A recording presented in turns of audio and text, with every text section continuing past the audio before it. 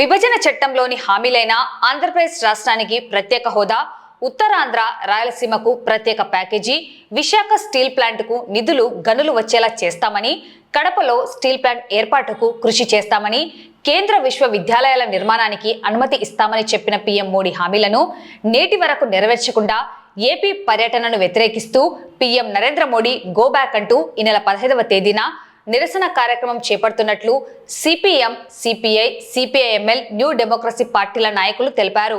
ఈ మేరకు స్థానిక కార్యాలయంలో సిపిఎం నాయకులు సమావేశం నిర్వహించారు. సిపిఎం జిల్లా కార్యదర్శి రమేష్ కుమార్, సిపిఐ జిల్లా కార్యదర్శి రంగనాయుడు, సిపిఐఎంఎల్ న్యూ డెమోక్రసీ జిల్లా నాయకులు చౌడప్పలు మాట్లాడుతూ విభజన చట్టంలోని అంశాలను నేటి వరకు అమలు చేయకుండా రాష్ట్రానికి నరేంద్ర మోడీ రావడం సరైనది కాదని అన్నారు.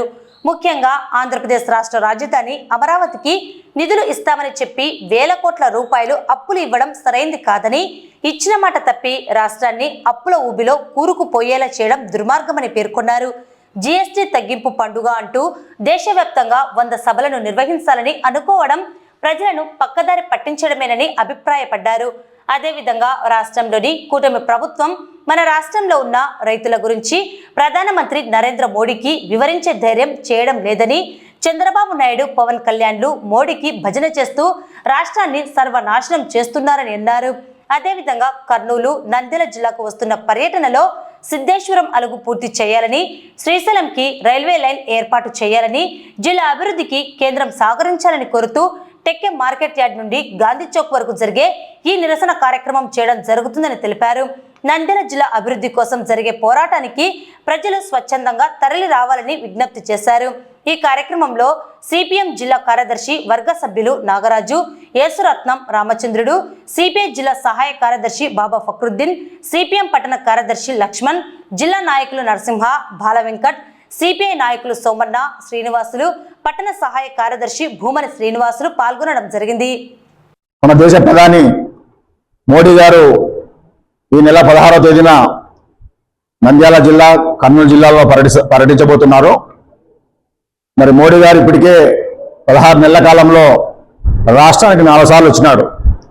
ఇప్పుడే కాదు, గత జగన్ ప్రభుత్వం ఉన్నప్పుడుగా రకంగా మోడీ రాష్ట్రానికి వచ్చిపోయినాడు. అంతకంటే ముందు చంద్రబాబు నాయుడు ప్రభుత్వం ఉన్నప్పుడు రాష్ట్రానికి వచ్చిపోయినాడు.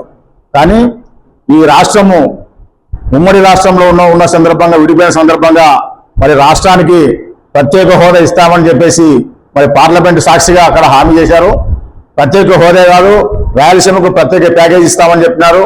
అదేవిధంగా అమరావతికి రాజధానికి నిధులు కేటాయిస్తామన్నారు, పోలవరానికి నిధులు కేటాయిస్తామన్నారు, లేదా విశాఖపట్నం సంబంధించినటువంటి ఉక్కు ఫ్యాక్టరీకి ఆ రకంగా ప్రైవేటీకరణ చేయకుండా ఆ రకంగా నిధులు కేటాయించి, గనులు కేటాయించి దాన్ని అభివృద్ధి చేస్తామన్నారు. రాయలసీమలో మరి కడపలో ఉక్కు ఫ్యాక్టరీ నిర్మిస్తామని చెప్పినారు. రాయలసీమ జిల్లాలకు ప్రత్యేక ప్యాకేజ్ ఇచ్చి ఆ రకంగా అభివృద్ధి చేస్తామని చెప్పేసి పార్లమెంట్ సాక్షిగా హామీలు అనేటువంటి అన్ని గాలికి వదిలేసేసి ఇంతవరకు దాదాపు 11 సంవత్సరాలు పూర్తవుతా ఉంది రాష్ట్రం విడిపోయి.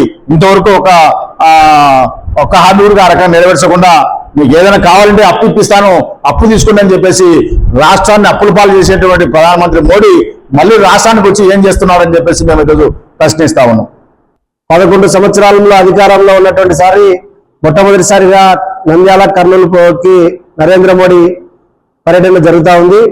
ఈ పర్యటనలో కమ్యూనిస్ట్ పార్టీలుగా మేమే ఎందుకు వ్యతిరేకిస్తా ఉన్నాం? ఈ ప్రాంత ప్రజానికానికి తీవ్రమైనటువంటి అన్యాయం చేశారు కాబట్టి వ్యతిరేకిస్తూ రేపు 15వ తేదీన గో బ్యాక్ ప్రధానమంత్రి నిర్ణయంతో నంద్యాల జిల్లాలో కూడా పెద్ద ఎత్తున నిరసన కార్యక్రమాలు చేపట్టబోతా ఉన్నాం. ఎందుకు వ్యతిరేకిస్తాము? ఈ రాయలసీమ ప్రాంతానికి ప్రత్యేక ప్యాకేజ్ ఇస్తామని చెప్పేసి సాక్షాత్తు ప్రధానమంత్రి అప్పుడున్నటువంటి పార్లమెంట్ లో ప్రకటన చేశాడు. 8,000 కోట్లు ఇచ్చారు. అదేవిధంగా ఈ ప్రాంతంలో వెనుకబడినటువంటి ప్రాంతం, ఈ ప్రాంతానికి ఉపాధి నిధులు ఏ మాత్రం కూడా చేసేటువంటి పరిస్థితి లేదు. కాబట్టి మేము వ్యతిరేకిస్తా ఉన్నాం. ఈరోజు ఖచ్చితంగా సిద్ధేశ్వరం అలుగు నిర్మాణం చేపడతాం, బ్రిడ్జి కావాలని చెప్పేసి ఎన్నో రోజులుగా పోరాటం చేస్తా ఉన్నాం. సిద్ధేశ్వరం బ్రిడ్జికి, ఉయ్యాల బ్రిడ్జి ఎవరు కోరుకుంటా ఉన్నారు? ఎవరు కోరుకోవడంలే. ఈరోజు కడప స్టీల్ ప్లాంట్ కి ఈరోజు ముగ్గురు ముఖ్యమంత్రులు శంకుస్థాపనలు చేశారా, వేయకుండా చేస్తా ఉన్నారు. ఆ కేంద్ర ప్రభుత్వం ఎందుకు రాష్ట్ర విభజనలో ఎన్ని శాతం మీరు ఇచ్చారు? ఈ రాష్ట్ర విభజనప్పుడు 5 ఏళ్ళు 10 ఏళ్ళు స్పెషల్ కేటగిరీ స్టేటస్ ఇస్తామన్నారు. ఎక్కడ ఇంతటి మట్టి నీళ్ళు ఇచ్చి చేతులు నరేంద్ర మోడీ ఈ రోజు నీవు 55 లక్షల కోట్ల రూపాయలు జీఎస్టీ ద్వారా వసూలు చేసి కేవలం 48,000 కోట్ల రూపాయలు నిధుల కోసం నువ్వు నీ చెప్పుకోవడానికి గవర్నమెంట్ అధికారులని మీ ప్రజాప్రతినిధులు అందరూ కూడా వినియోగించుకుని తప్పుడు ప్రచారాలని మళ్లించడానికి ఈరోజు కర్నూలు జిల్లాకు రావాల్సినటువంటి అవసరం లేదని ప్రజానికానికి రేపు గోబ్యాక్ నరేంద్ర మోడీ ప్రోగ్రామ్ లో యావత్ నంద్యాల జిల్లా ప్రజానికం కూడా పాల్గొని కమ్యూనిస్టులు వెనక నడవాలని చెప్పేసి మేము ప్రజానికానికి తెలియజేస్తా ఉన్నాం. ఉమ్మడి కర్నూలు జిల్లా పర్యటన వస్తున్నాడు. ఎందుకంటే ఆయన పర్యటన చూసి కర్నూలు జిల్లాలో ఏ అభివృద్ధి చేసినా అని ఆయన పర్యటిస్తున్నాడో తెలియడం లేదు. మోడీ 11 సంవత్సరాల క్రితం ఇచ్చినటువంటి ఏ ఒక్క వాగ్దానాన్ని అమలు చేయలేదు. అధికారంలోకి వచ్చిన తర్వాత కూడా ఇచ్చిన వాగ్దానాలకు విరుద్ధమైనటువంటి పనులు చేస్తూ ప్రజా వ్యతిరేక విధానాన్ని ఈరోజు మూట కట్టుకున్నారు. దేశంలో సంవత్సరానికి 2 కోట్ల ఉద్యోగాలు ఇస్తా అని చెప్పాడు, నల్ల డబ్బులు వెలికి తీస్తా అని చెప్పాడు. ప్రత్యేకంగా మన రాష్ట్రానికి విభజన సందర్భంగా ప్రత్యేక ప్యాకేజీ ఇస్తానని చెప్పాడు. అట్లే రాయలసీమ ప్రత్యేక ప్యాకేజీ ఇస్తా అని చెప్పి ఎన్ని మాటలు చెప్పినా 11 సంవత్సరాలుగా బూరు తప్ప చేసింది ఏం లేదు.